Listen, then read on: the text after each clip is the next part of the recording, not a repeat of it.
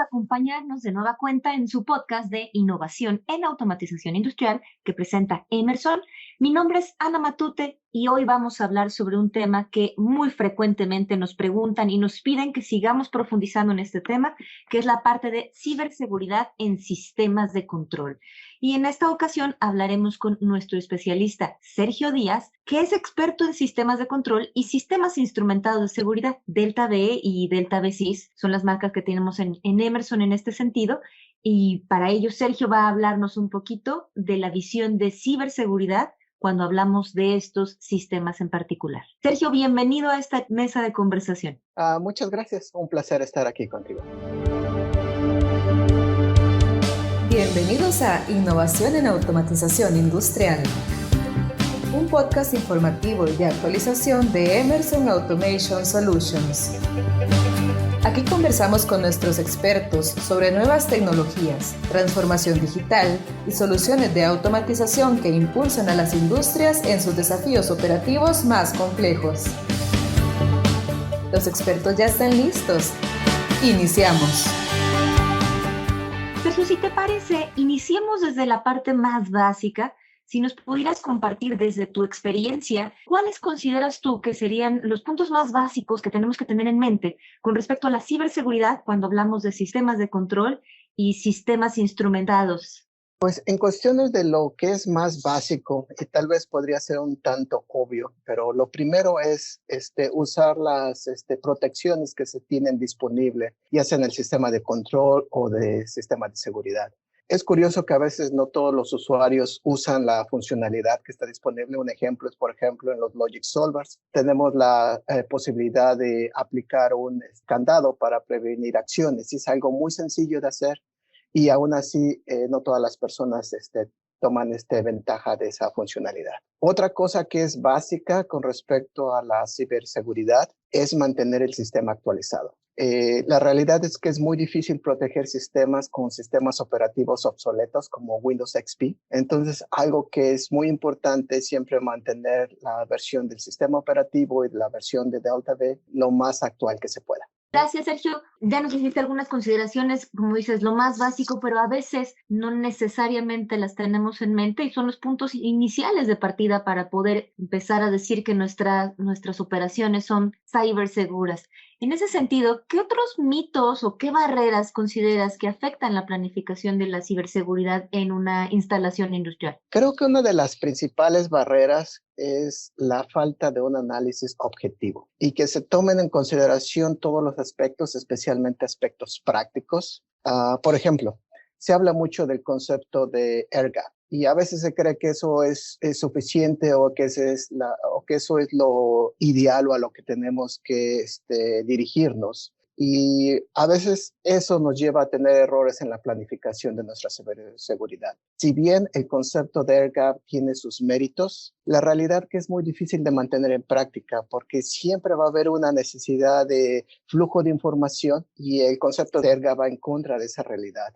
Es bastante curioso cuando uno va a un simposio, a una convención de sistemas de control y oye todas las presentaciones acerca de transformación digital, data lakes, analytics, edge, y después vienen presentaciones de seguridad donde te recomiendan aislamiento total. Y lo importante es que se entienda cuáles son las líneas de comunicación en el sistema y que se protejan para tener un ambiente seguro, pero sin sacrificar los beneficios que se tienen por medio de tener la información que pueda ayudar a mejoras operativas. Entendido, Sergio. En este sentido, y basado en tu experiencia conociendo estos dos sistemas, tanto el sistema de control como el sistema instrumentado de seguridad, ¿cuál sería una arquitectura recomendable considerando la seguridad cibernética de los procesos que tengamos en la planta?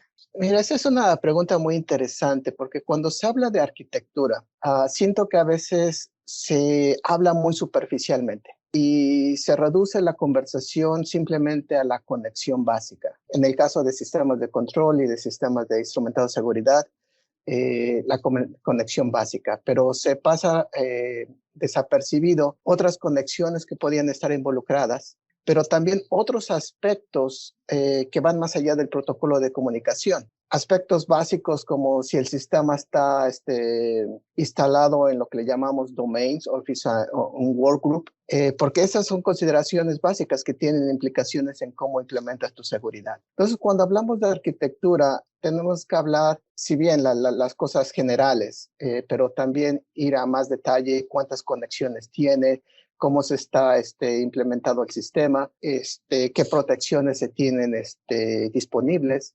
Y algo muy importante para hablar de arquitectura es qué tan fácil es de mantener la seguridad, porque las amenazas cibernéticas cambian a todo momento. Lo que funcionó ayer no necesariamente va a funcionar hoy. Entonces, algo importante en esas arquitecturas es que sea algo que sea fácil de mantener y de preservar en todo momento. Sergio, me gusta mucho cómo lo planteas y tienes toda la razón, ¿no? De pronto la arquitectura puede ser una arquitectura adecuada en términos de control, pero necesita de esta flexibilidad por los riesgos cibernéticos, que eso es lo que está constantemente cambiando, a diferencia de la parte del control.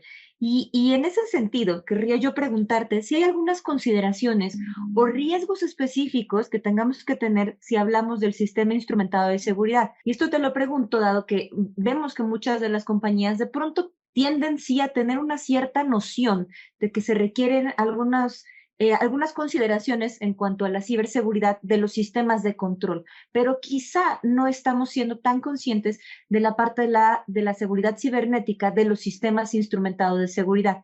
Pues por eso querría yo preguntarte, en tu experiencia, ¿qué consideraciones requerimos cuando hablamos de un SIS en particular?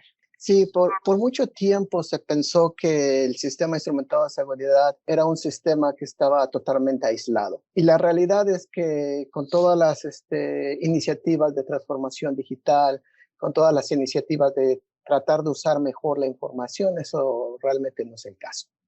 Y también es necesario que hay mucho intercambio de información. A veces la noción es que mi sistema instrumentado de seguridad no cambia, que normalmente es cierto, pero aún así hay mucha información que se necesita para validar y para hacer las pruebas requeridas, todas las auditorías necesarias, porque un aspecto crítico del sistema de seguridad es que tiene que estar inspeccionado periódicamente para asegurarse de que cuando se necesite va a actuar. Y ese es un aspecto que a veces pasa desapercibido. Entonces, esa es la situación de que ahora más que nunca tenemos que asegurarnos que el sistema está protegido de la misma modo que el sistema de control. Muchas veces se pensaba que las personas que tratan de infiltrar un sistema no pensaban mucho en el sistema de seguridad, pero la realidad es que hace un par de años se dio la situación de que un sistema de seguridad fue hackeado. Entonces ya no es algo que sea posible, sino es algo que es real. Esa posibilidad ya está aquí en la puerta, como lo dices, ¿no? Oye, y en ese sentido, Sergio, ¿qué tendencias o qué mejores prácticas recomiendas tú considerar a nuestra audiencia? Creo que lo más importante es desarrollar una cultura que fomente buenas prácticas desde el punto de vista de ciberseguridad. Tenemos que hacer que todas las personas dentro de la organización, desde el operador, de los ingenieros, de la gente de mantenimiento, de operaciones, que todas las personas estén conscientes de los diferentes riesgos y de las formas que se tienen para prevenir. Yo creo que eso es lo más importante.